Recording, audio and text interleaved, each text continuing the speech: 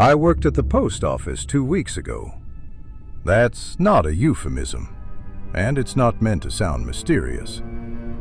I've been there since I was 21, sorting, scanning, moving things from one place to another so other people can forget about them. It's stable work, quiet work. The kind of job where nothing interesting is supposed to happen. Every year, around mid-November, I get rotated into a seasonal role. Officially, I'm assigned to the No Response Division. Unofficially, I'm the person who sorts the letters addressed to Santa that will never receive an answer. Most people don't realize how many of those come in. Kids still write physical letters. Parents still encourage it.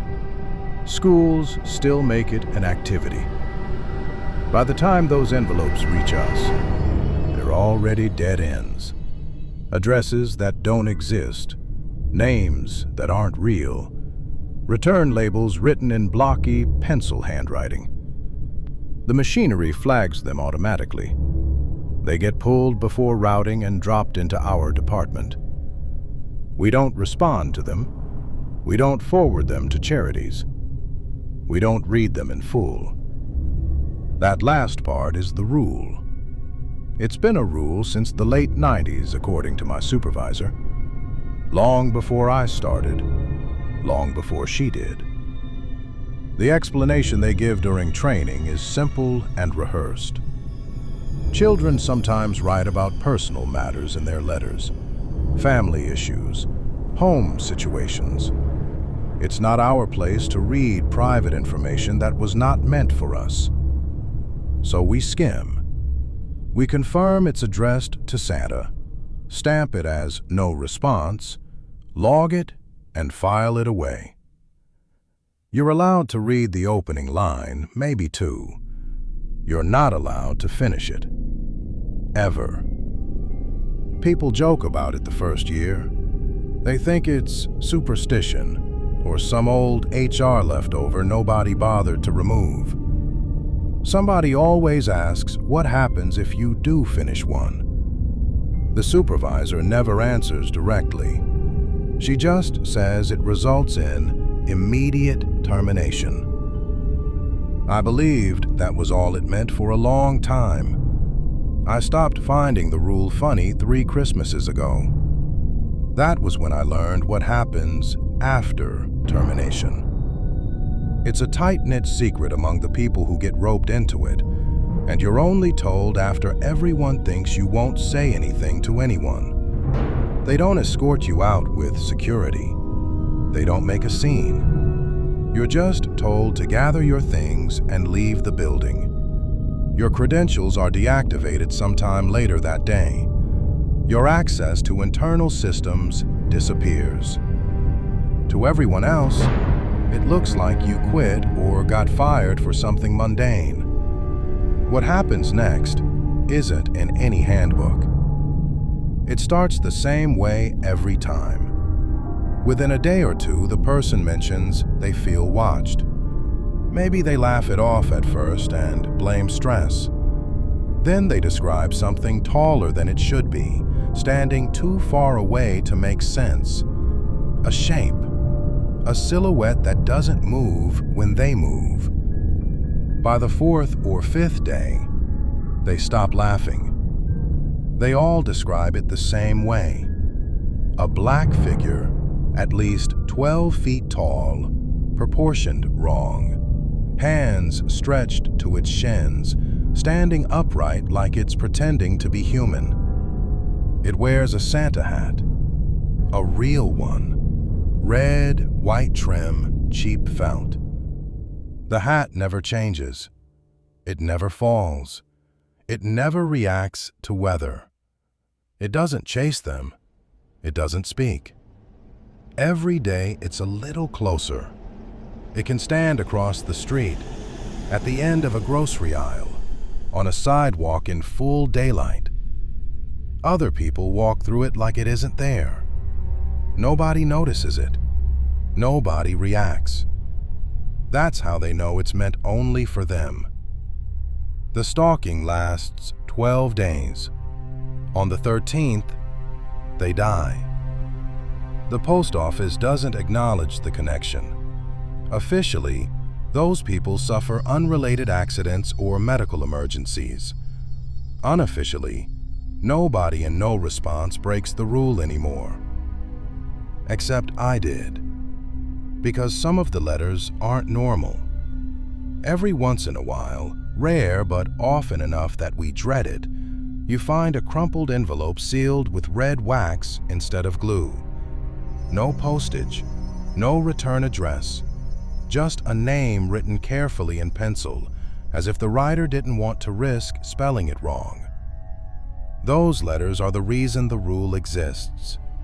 We're meant to set them aside in a locked drawer and alert supervision immediately. No logging, no scanning. They are taken at the end of the month. Every single one of them is addressed to Santa. I'd seen 11 in my entire career before last week. The 12th had my nephew's name on it. Same first name, same last name. Even the way the pencil curved on the first letter looked wrong in a familiar way. My brother has a 7-year-old son. He writes his name the same way on birthday cards, too big at the front, trailing smaller letters like he gets tired halfway through. I didn't open it right away. I stood there for a long time staring at the seal, telling myself coincidences happen and kids share names. I told myself that red wax meant nothing, that plenty of children have uncles who work at the post office. I used a sick day and left immediately and drove straight to my brother's house. He laughed when I told him the envelope, told me I was overthinking it, said his kid probably found his wax stamp he used for work and wanted to be fancy. When I asked if his son had written a letter to Santa recently, his smile faded just a little. He said yes, but he didn't see anything alarming, just the usual stuff, toys, candy, video games. He asked why I cared so much. I didn't have an answer that didn't sound insane. That night, I dreamed about the drawer at work. It was open, and the letter was gone. The next morning, I broke the rule. I told myself I'd only read enough to confirm it wasn't really his. I told myself I'd stop if it got personal. I told myself I wouldn't finish it. I was wrong. The letter was written in pencil, neat but deliberate. No spelling mistakes, no childish phrasing. It thanked Santa. It thanked him for the last gift, not for toys or games, but for a piece of candy that had made Mommy stop crying. It said Santa had been right, that doing the bad thing worked, and nobody knew. It promised that this time would be even better, that stealing wouldn't be enough, and hurting animals felt too small now that he understood what Santa really wanted. It listed sins like chores.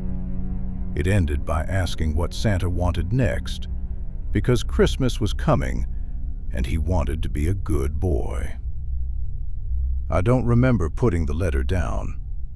I only remember my supervisor standing behind me, telling me to hand over my badge. She didn't argue. She didn't yell. She looked tired, like she'd seen this exact situation before and hated it every time. She told me I was terminated for violating confidentiality policy and that I needed to leave the building immediately. She didn't warn me about anything else. I didn't leave work right away. I sat in my car in the parking lot for almost an hour with the letter in my lap. I kept expecting someone to knock on the window and tell me this had gone far enough, that whatever point they were trying to make had landed and I could come back inside. No one did. People clocked out as time went on, walked past my car without looking twice.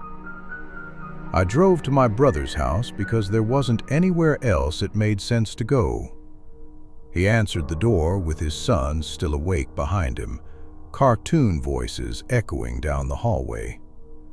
The normalcy of it made what I was holding feel obscene, like I'd brought something diseased into a clean room. I asked if we could talk privately. He hesitated, then stepped outside with me, shutting the door behind him. "Why are you holding Lucas's letter?"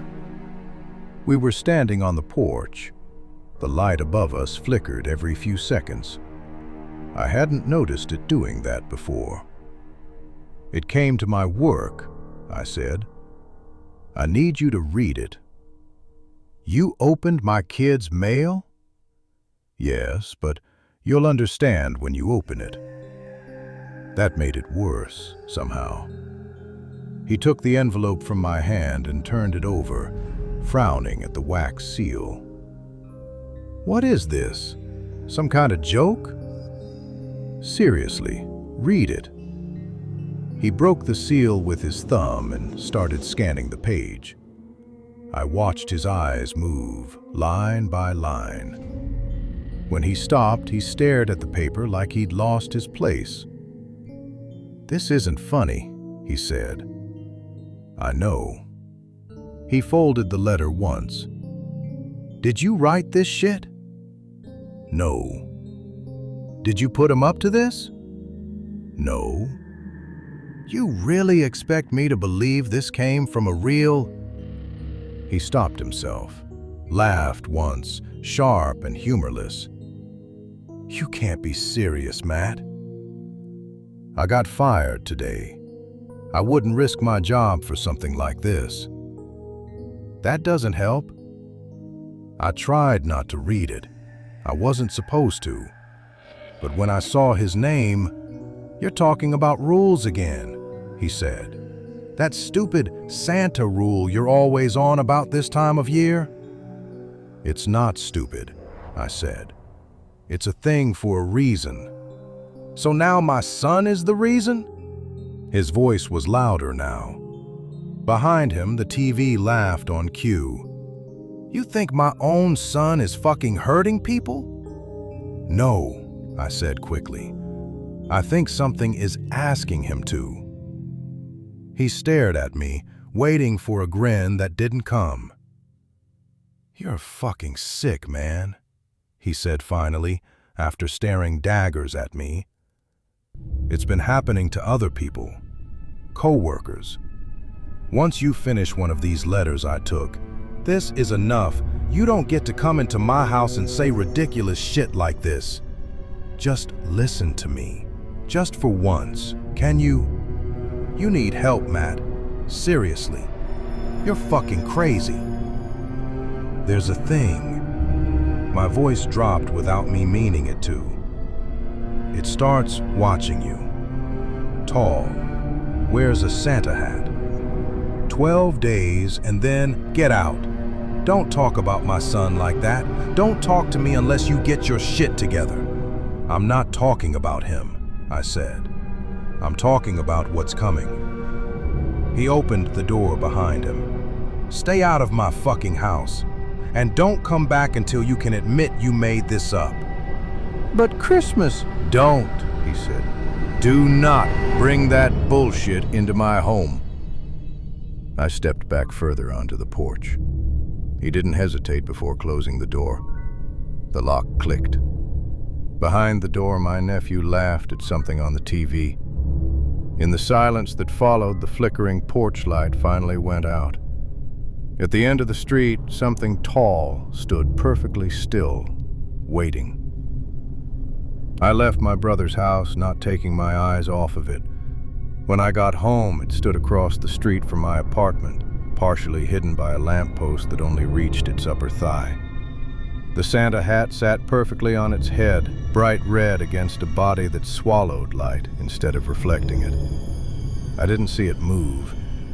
I watched from my living room window until my eyes started to hurt, until my reflection layered itself over the dark glass and made me doubt the shape even existed. When I looked away and looked back again, it was still at the end of the street, standing just past the stop sign. Cars drove past it without slowing. Headlights cut through its legs and came out the other side unchanged. A woman jogged directly through the space it occupied, earbuds in, breath fogging in the cold air. She never noticed the height of the thing she'd passed. That night, I didn't close the curtains. I wanted to know if it would approach while I slept, if it only moved when I wasn't looking. It didn't move. The Santa hat was the brightest thing on the street. On the second day, it was closer. It stood across from my building beneath a street lamp. The light didn't reveal anything, only traced its outline like something pasted onto the world. I left early, before sunrise, telling myself that if I passed it quickly enough, I could prove it couldn't interact with me. As I walked by, I felt pressure behind my eyes, like I was remembering something I'd forgotten. It lasted less than a second. When I turned, it was still behind me. That night, I dreamed of red wax softening in my hands. On the third day, it was in the parking lot. It stood between my car and the exit. I walked around it without stopping. I remember feeling angry more than afraid. Angry that it was allowed to exist like this, violating the basic rules of proximity and consequence. A man leaned against my car to tie his shoe. His shoulder passed through its leg without comment. For a moment, by habit, I drove toward the post office before remembering I no longer worked there. On the fourth day, it began appearing indoors. I saw it at the end of the frozen food aisle, its head nearly brushing the hanging signs. People pushed carts through it. A child ran past me laughing when the cold air hit their face. I left my groceries and walked out. That night, Christmas music started to feel like a warning. On the fifth day, it followed me to my brother's street. It stood on the sidewalk in front of his porch, feet almost touching the step. I watched my brother walk through that space later, holding his son's hand, not slowing, not noticing. The porch light turned on. The door closed. The thing didn't leave. On the sixth day, I stopped trying to explain. I called the non-emergency line, a therapist, anyone who might give this a shape that wasn't fatal. I talked about stress, unemployment, anxiety. Everyone heard exactly what they needed to hear. That night, it stood at the edge of my building's lot, closer than before. I closed the curtains for the first time and still woke up convinced something brushed the walls. On the seventh day, it was in the elevator to my apartment. The doors opened, and it was already there, folded just enough to fit. A woman stepped in beside me and leaned against its leg without realizing it, frowning slightly at the unexpected cold. I got off 2 floors early. The rest of the ride creaked like it was carrying more weight than it should.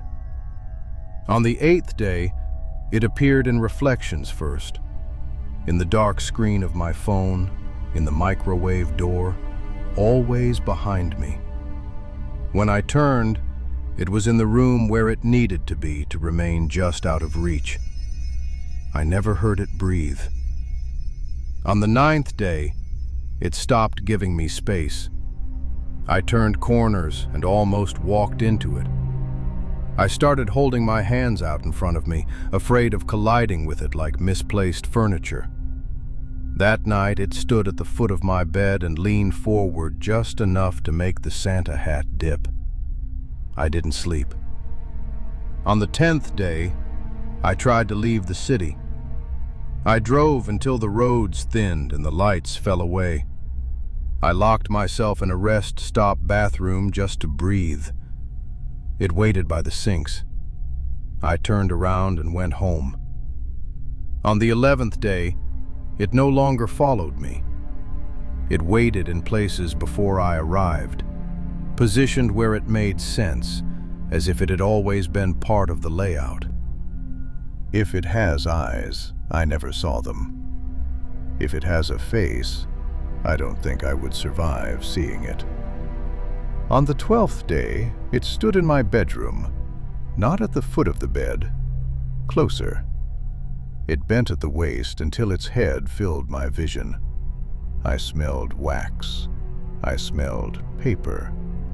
The Santa hat slid forward just enough that I thought I might finally see what was underneath. Then it folded itself back into the corner, impossibly small, and waited with me until morning. Tomorrow is the 13th day. He's standing just a few feet in front of me now. I'm going to die tomorrow night.